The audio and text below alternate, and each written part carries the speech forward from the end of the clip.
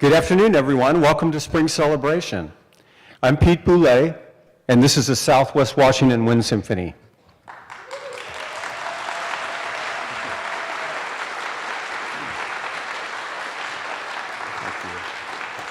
Today's music is celebratory. It's festive, beautiful, interesting, colorful, and exciting. Just like spring in the Northwest this year. Hasn't it been amazing?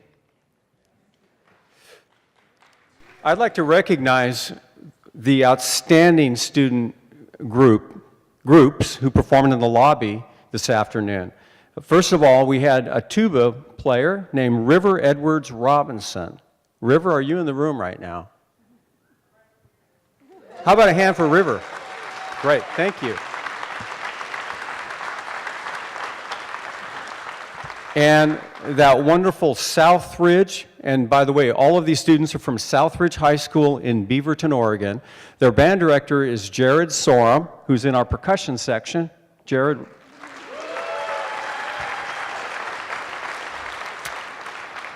And there was a Southridge saxophone quartet that was really outstanding. It's Noah Lindsay, Will Greer, Sam Kwok, Benson Trong. Gentlemen, could you raise your hand? I know you're in the room here somewhere. Where are they? Oh, here we go. Outstanding job. I know we had some of those students placed in the state of Oregon this year in the solo ensemble contest, so that's not a surprise after hearing how great you sounded. Thank you so much. Spring is celebrated in almost every country and culture. There are parties, picnics, parades, fiestas, and festivals. My personal favorite spring celebration has taken place in Japan for over 1,000 years.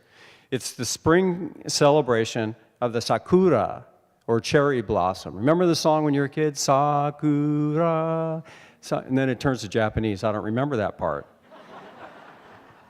But on vacation, my wife Jan and I experienced the sakura along with millions of people in Tokyo. There were parties, family picnics, hanami, which simply means watching blossoms.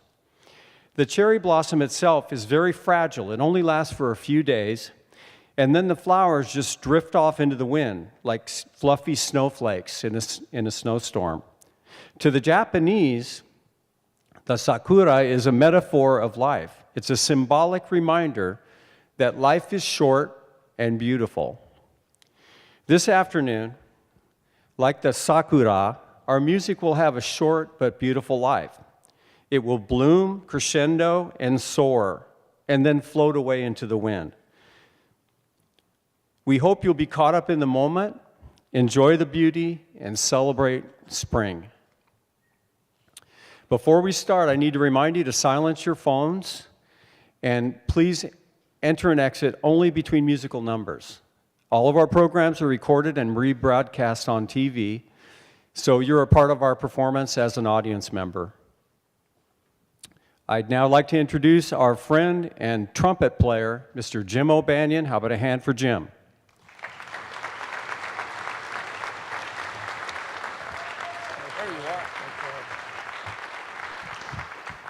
Thank you.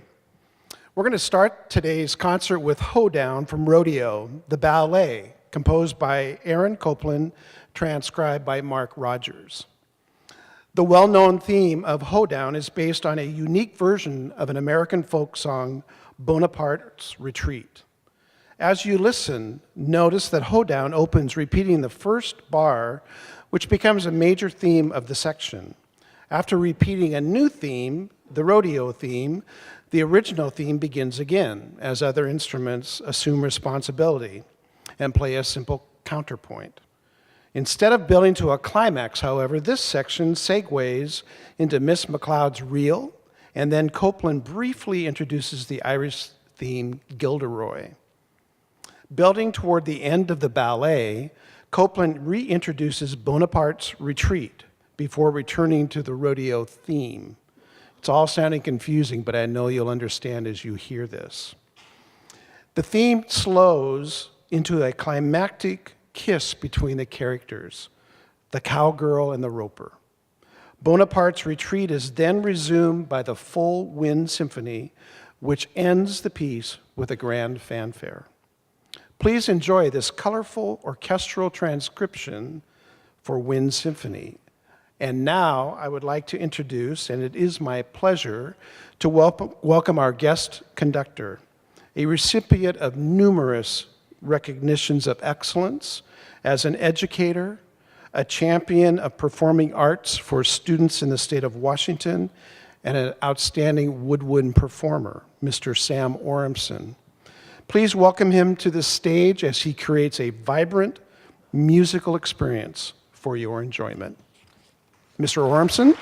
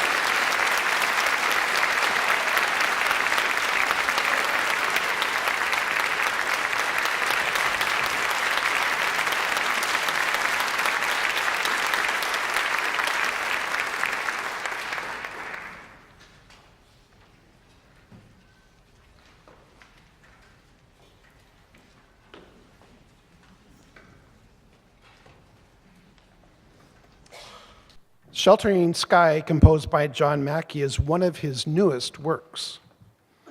The composition has a folk song-like quality, and through this, an immediate sense of familiar melodies emerge with hints of contours and colors of Danny Boy and Shenandoah. But the tunes themselves are original to the work. The introduction presents softly articulated harmonies. From there, each of the two folk song-like melodies, The Call, as a sighing descent in the oboe solo, and its answer, a hopeful rising line in the solo trumpet. The melodies themselves unfold and subside until the introductory material returns, the opening chords finally coming to rest. Please relax and enjoy the beautiful sounds of our wind symphony. Thank you.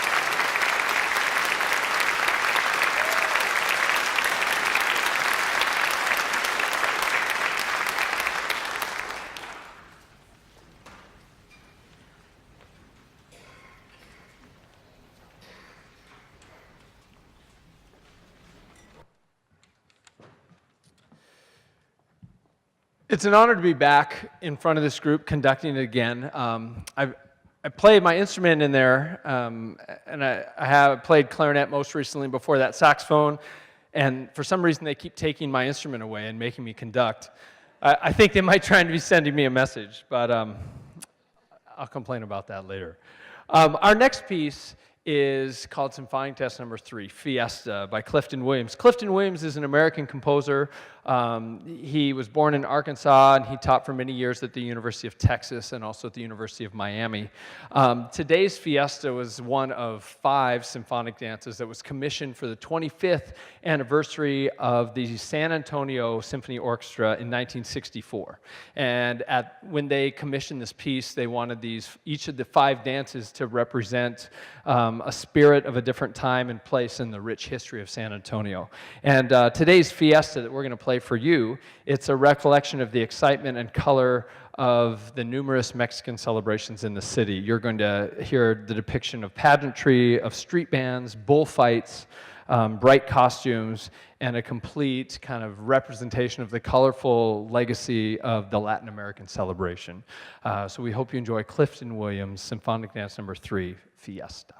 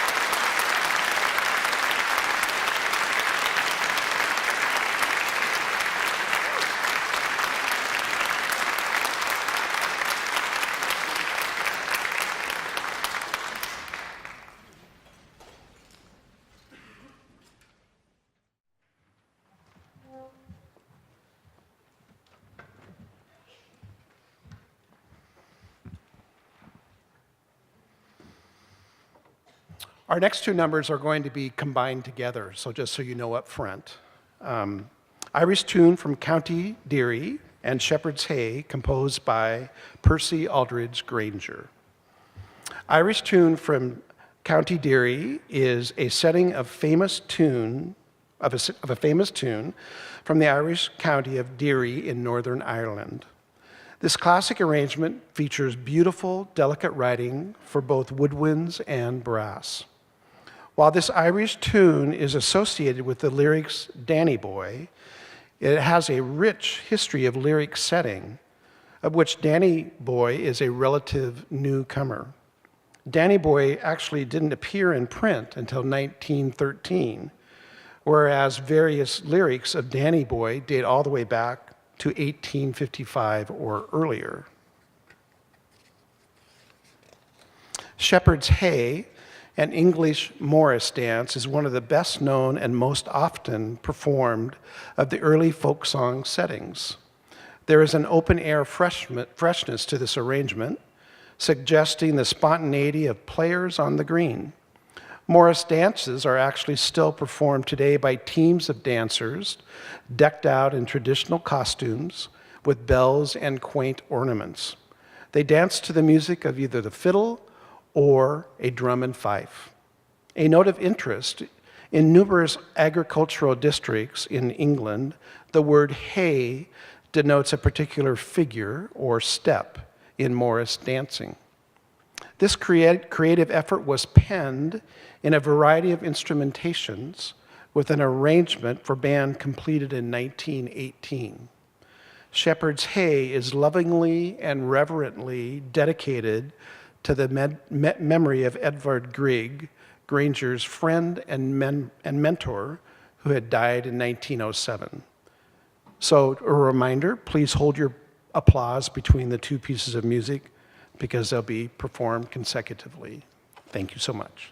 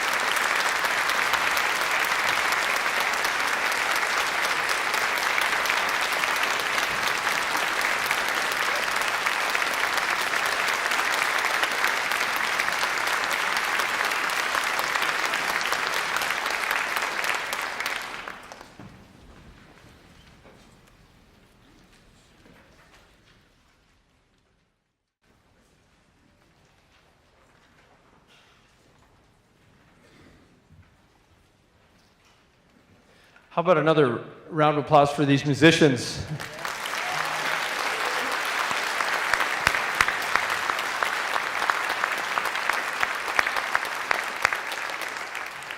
They really do make my job look easy. It's fun. This next piece, you can't really talk about modern wind band repertoire and literature without referencing Holst and his first suite. Along with his second suite and a tone poem he wrote called Hammersmith, Holst really proved the viability of this ensemble of the wind band as an artistic outlet for music making. Before that, it had been kind of in flux, and when he wrote this piece in the early 20th century in 1909, that was published in 1921, it had kind of helped codify that what was known then as the military band, and it has stayed relatively intact for almost a full century. And upon hearing this piece, other prominent composers of the time started to write for wind band, and it has then propelled it to its place of prominence here in the 21st and the end of the 20th century. This piece, the first suite, is in 3 movements. It opens with a chaconne, which is this bass line that you will hear presented all by itself in the euphonium and tubas, and then you're going to hear 16 different, counting that first one, 16 different times through the chaconne, where you're going to get to experience the genius of Holst and how he takes this one theme that's always there and adds things to it and subtracts things and puts it upside down and does some amazing things for effect. And then, not done yet, in the second movement, in the intermezzo, he takes those same first 3 notes of the chaconne and he makes it the entire idea, the germ of an idea, and writes the entire second movement based on that. And then, again, a completely different style, completely different character, but the same notes. And then the third movement is a march.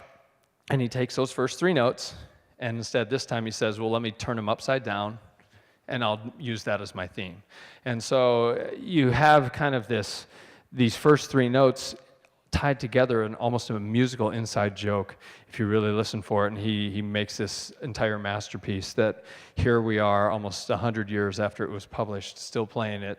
It still sounds, it's an incredible piece of art music that I think will survive for centuries beyond. So we hope you enjoy our performance of Holst's first suite in E flat.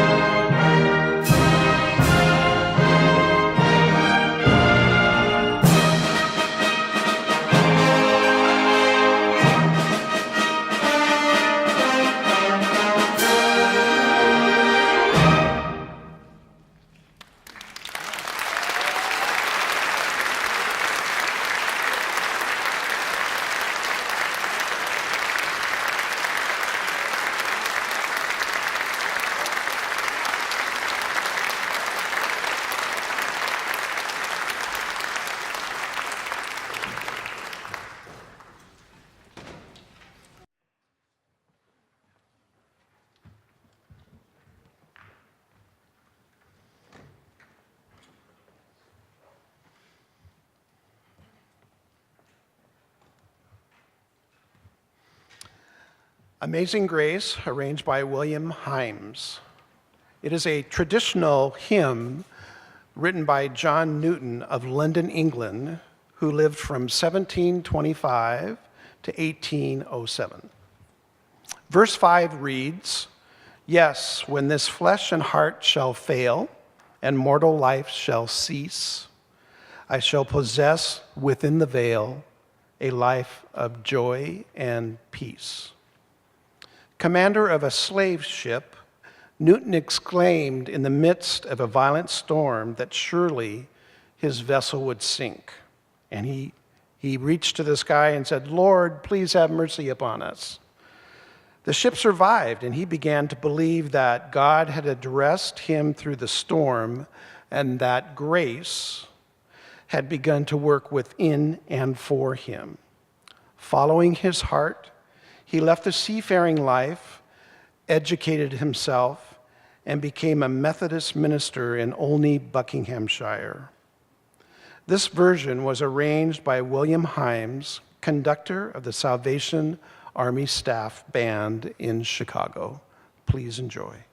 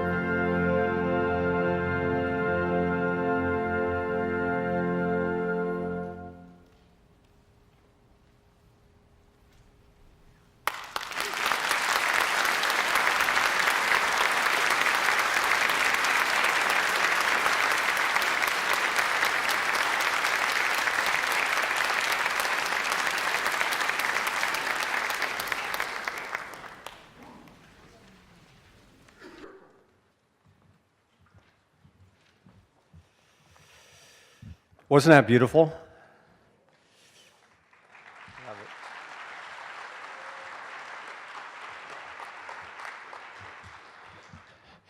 We would not be here today at the end of our 13th season without your support.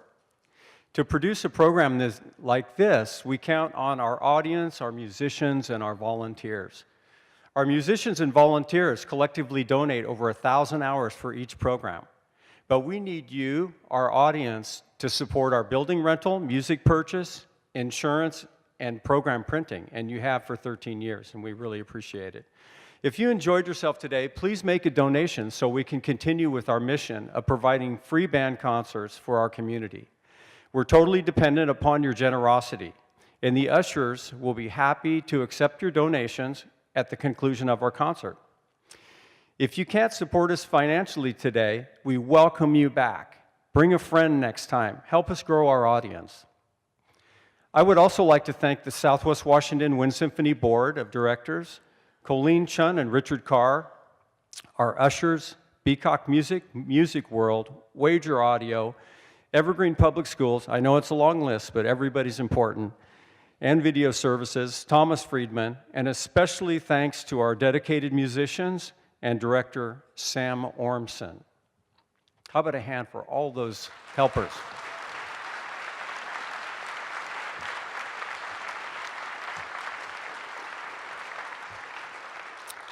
Our next concert is in October.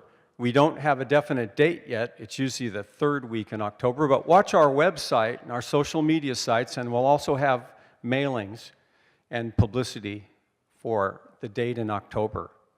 And now, in celebration of spring and the 100th birthday of composer Leonard Bernstein, the great composer who wrote West Side Story and was a conductor, that many of you grew up on his programs in school. Southwest Washington Wind Symphony will conclude the program today with the exciting and festive Slava. Thanks for coming.